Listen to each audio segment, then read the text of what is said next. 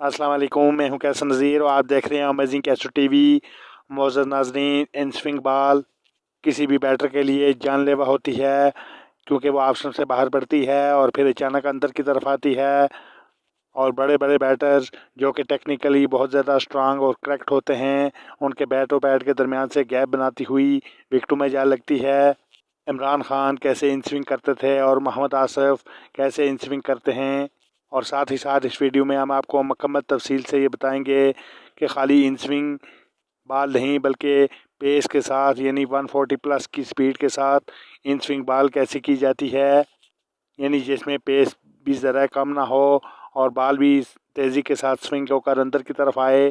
क्योंकि आज की मॉडर्न क्रिकेट में जहां बैटर्स के लिए बहुत सारे रूल्स उनको फेवर करते हैं, वहाँ ही अगर आप 130-135 की बॉलिंग स्पीड के साथ बॉल डाल रहे हों और आपकी बॉल मूवमेंट और स्विंग भी ना हो, तो ऐसे बॉलर की क्रिकेट में जो लाइफ होती है वो बहुत ही ज़्यादा कम होती है। यानी आपके पास या तो जेन्युइन स्विंग आप करते हों तो तब 125-130 की स्पीड भी आपके लिए बहुत ज़्यादा सूदमंद साबित होती है। और अगर या तो आप फिर 140 प्लस से 150 की स्पीड से बॉलिंग करते हों तो स्विंग ज़्यादा बॉल आपकी नहीं होती, तो तब भी आपके चांसेस कामयाब होने के हैं। लेकिन अगर आपके पास स्विंग और साथ ही साथ पेस दोनों ही चीज़ें हों तो ऐसा बॉलर दुनिया का ख़तरनाक बॉलर होता है। पेस के साथ इन स्विंग बॉलिंग कैसे की जाती है, मुकम्मल तफसील के साथ हम आपको इस वीडियो में ऐसे टिप्स देंगे जो कि यूट्यूब पर इससे पहले शायद नहीं मिलते हों। लेकिन उससे पहले आपसे गुजारिश है कि क्रिकेट से जुड़ी कोई भी वीडियो देखने के लिए चैनल को सब्सक्राइब करें और साथ ही साथ बेल बटन को ज़रूर पुश करें ताकि इस तरह के इंफॉर्मेटिव क्रिकेट से रिलेटेड वीडियो आपको बर वक्त मिलती रहे। सबसे पहले ग्रिप पे मैं आता हूँ। ग्रिप कैसे करनी है बॉल को। ग्रिप करने के लिए ये आप देख सकते हैं, ये जो सिलाई है यानी जो सीम है, इसके ऊपर इन दोनों उंगली से मैंने ग्रिप किया और साथ में नीचे थंब है मेरा। आप दोनों उंगलियों के दरमियान एक फिंगर का फासला होना ज़रूरी है। ये देखिए, ये हो गया इधर से। और उसके बाद थंब कुछ बॉलर इस तरह पकड़ते हैं क्रॉस सीम से और कुछ सीधा इस तरह पकड़ते हैं। तो जो भी आपका नेचुरल स्टाइल आप उसी से पकड़ें, उसमें कोई फ़र्क नहीं पड़ता। और उसके बाद ये जो पाम और बाल के दरमियान में गैप है, ये होना ज़रूरी है क्योंकि इससे एयर में मूवमेंट मिलती है बाल को ज़्यादा। ये होना ज़रूरी है। अगर आप चिपका के रखेंगे, मतलब पाम के साथ बाल लगी हुई होगी, तो फिर जो एयर में मूवमेंट है ना वो नहीं मिलेगी। उसके लिए ज़रूरी है ये वाला गैप होना ज़रूरी है। ओके हो गया जी। और बाकी ये जो सीम पे उन दोनों उंगलियों के दरमियानी जो ये गैप है, एक उंगली का होना ज़रूरी है। और उसके बाद ये सीम की पोजीशन जो है ना, ये थोड़ा सा ऐसे होनी चाहिए, मतलब या लेग स्लिप की तरफ हो या आप इसको समझ सकते हैं कि फाइन लेग की जन्म होनी चाहिए, हल्की सी।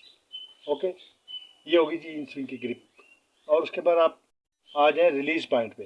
हाँ, एक और चीज़ मैं आपको बताता जाऊँ कि बाल को जब हम आगे की तरफ पुश करते हैं तो ज़ोर ज़ाहिर सी बात है आगे लगता है, और रद्द अमल के तौर पर बाल इस तरह आगे नहीं जाती बल्कि पीछे आती है, क्योंकि हर अमल का रद्द अमल होता है। अमल और रद्द अमल ज़ाहिर सी बात है बराबर और मुखालिफ समझ में होते हैं। तो ये अमल है बाल को आगे धकेलना, और रद्द अमल के तौर पर बाल इस तरह पीछे घूमेंगी, और तब तक ही पीछे घूमेंगी जब तक वो पिच नहीं होती। यूं पिच हुई बाल ज़मीन पर, उसके बाद बाल आगे की तरफ इस तरह घूमेंगी। ये वही मेन चीज़ है। ये बहुत कम यूट्यूब पर ऐसी चीज़ बताई जाती है। ये मेन चीज़ है। और उसके बाद बाल को जब आप इस तरह ग्रिप किया और ये इसकी जो सिलाई है ये फाइन लेग या लेग स्लिप की तरफ हो, और फिर रिलीज पॉइंट पे आ जाए, ये वाला जो होता है ना एंगल, इस एंगल से बाल रिलीज होती है। तो ये जो मिडिल फिंगर है, आपने इस पर प्रेशर डालना है, यानी जो पेस जनरेट करनी है आपने इससे, या आप यूँ समझे कि फिनिश इससे करनी है आपने बाल। फिनिश से मुराद ये, जब फिनिश होती है ना बाल, तो दोनों उंगली से अगर आप फिनिश करेंगे तो फिर बाल सीधी जाएगी ऐसे।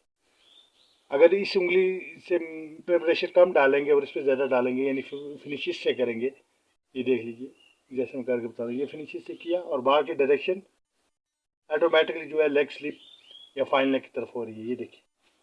और मेन चीज़ है जो टप्पा लगे वो सीम पे टप्पा लगे, सिलाई पे आगे इस तरह लगे, इसी पोजीशन में बाल जाए।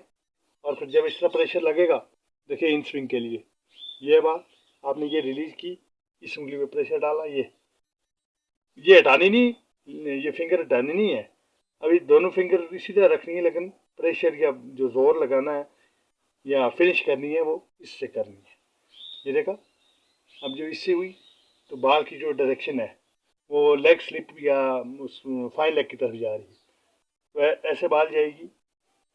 तो जब सीम पर टप्पा लगेगा तो ऑटोमेटिकली ये अंदर आएगी और अनप्लेएबल हो जाएगी राइट हैंडर जो भी बैटर है उसके लिए।